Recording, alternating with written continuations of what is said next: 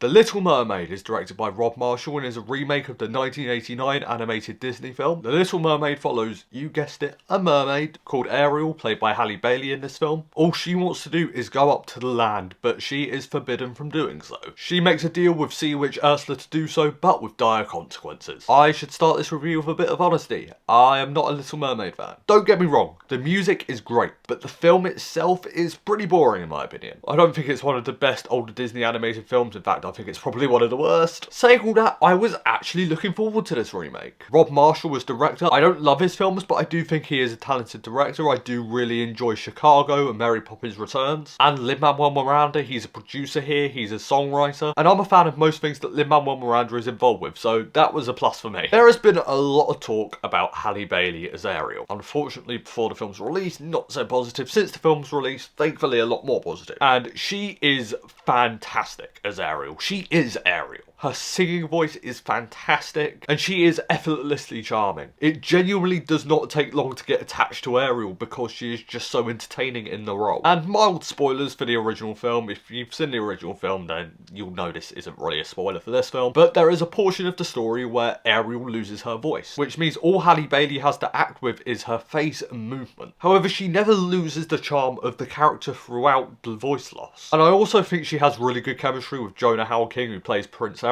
And through that voice loss, the filmmakers and the actors find really clever ways of creating chemistry despite the fact that Ariel can't talk to Eric.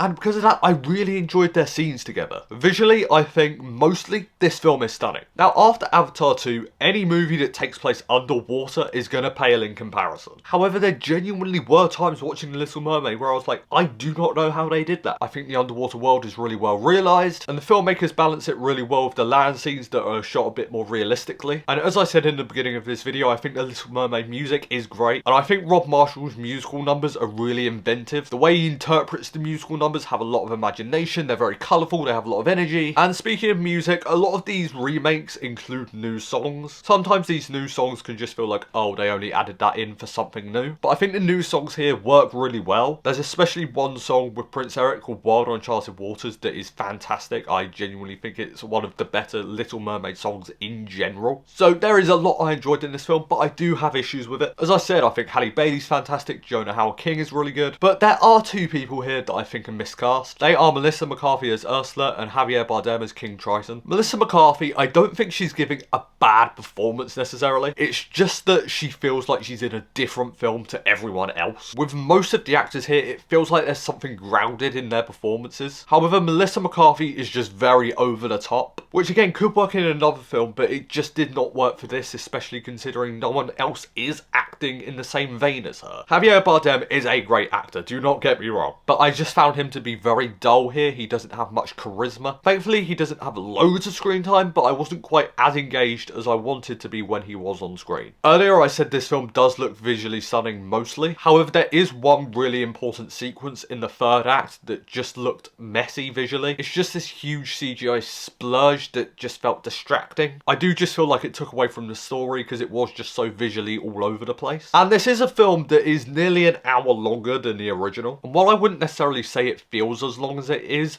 the film can start to feel overlong in the final 20 minutes or so. Overall, The Little Mermaid is one of the better Disney remakes. I wouldn't say it is the best, but it's definitely up there, and I think it is the first time I've come out of a Disney remake going, I think that was better than the original. I genuinely had a really good time watching it, and I'm looking forward to seeing it again. I'm going to give The Little Mermaid a B. Guys, thank you so much for watching this video. You guys are awesome. Blu-ray Billy, logging off.